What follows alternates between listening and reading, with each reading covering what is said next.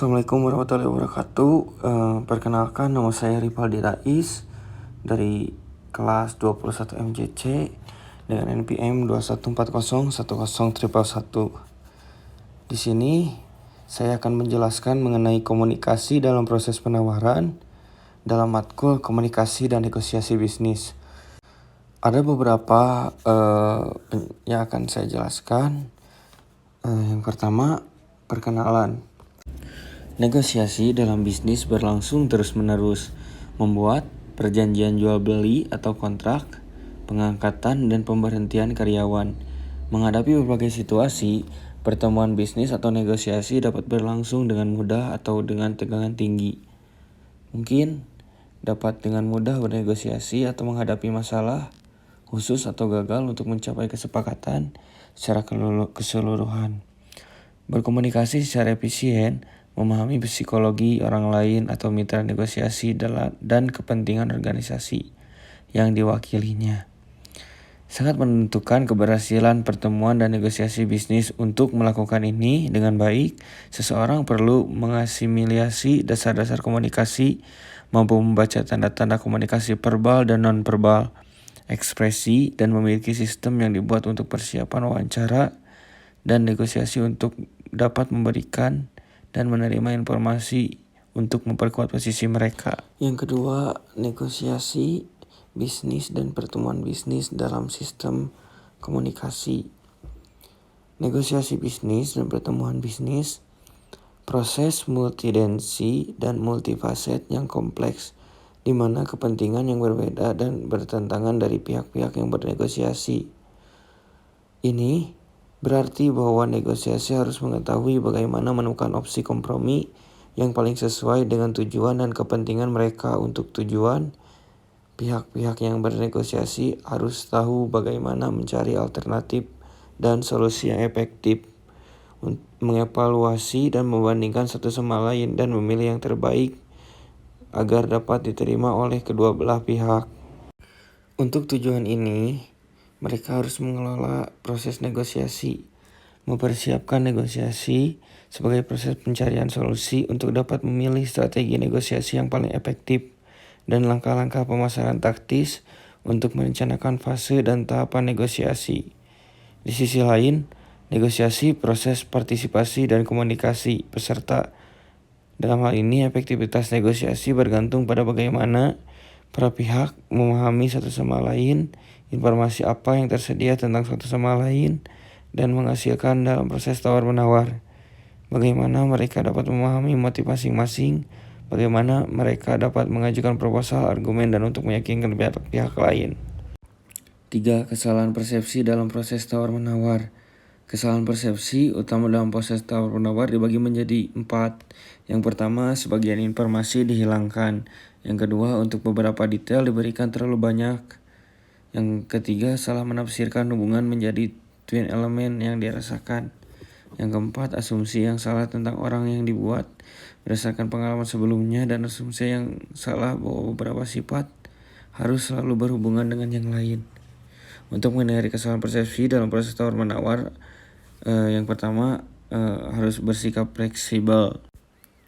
Terus memantau dan melecak detail dengan cermat untuk memberikan perhatian untuk keduanya, pesan verbal dan non-verbal, dan untuk keadaan di mana interaksi itu terjadi. Terus kita perlu tahu bagaimana menunda keputusan. Kita harus hati-hati untuk tidak membuat keputusan akhir selama mungkin. Yang selanjutnya, yang keempat, aspek emosional dari tawar-menawar. Aspek emosional komunikasi tidak dapat dilupakan setiap saat dalam negosiasi bisnis dan pertemuan bisnis. Timbul pertanyaan, mengapa emosi dalam proses tawar-menawar itu penting? Ada 2 respon terhadap orang lain dan masalahnya kognitif dan emosional. Dalam beberapa kasus kita membutuhkan seseorang yang dapat memberikan informasi yang dibutuhkan untuk menasihati dengan bijak, dengan menganalisis masalah untuk menemukan item yang objektif, menunjukkan bagaimana mereka telah jatuh ke dalam hubungan informasi. Dalam kasus lain, kita membutuhkan lebih banyak dukungan emosional, pengertian, dan kasih sayang. Dan sidang. Dukungan emosional disebut empati, yaitu empati terhadap keadaan emosi orang lain dan mengalami apa yang orang lain rasakan. Ada 3 fase empati. Yang pertama, pemahaman rasa orang lain. Yang kedua, melalui akal orang lain. Yang ketiga, transmisi rasa dalam berbagai bentuk ekspresi. Yang kelima, komunikasi verbal dalam proses tawar-menawar. Komunikasi verbal terjadi ketika negosiasi berlangsung.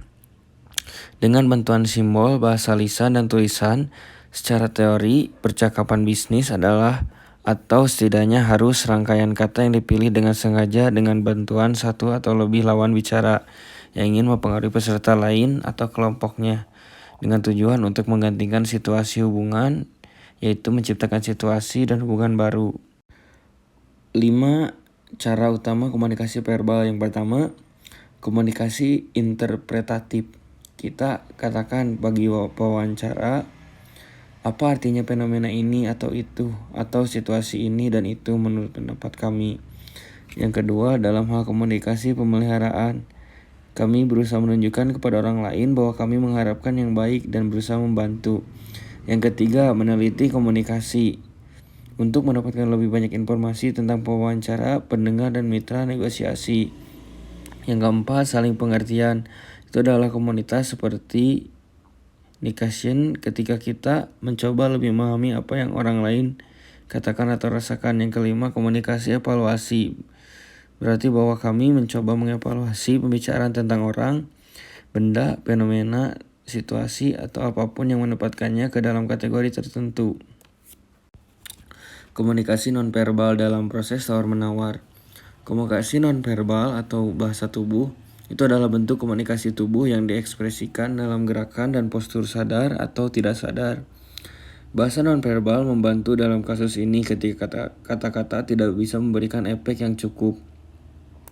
Isyarat itu bisa berupa sinyal, tindakan jiwa yang tidak bisa disampaikan dengan kata-kata, misalnya perpisahan dalam diam dengan pasien menatap mata, meremas tangannya.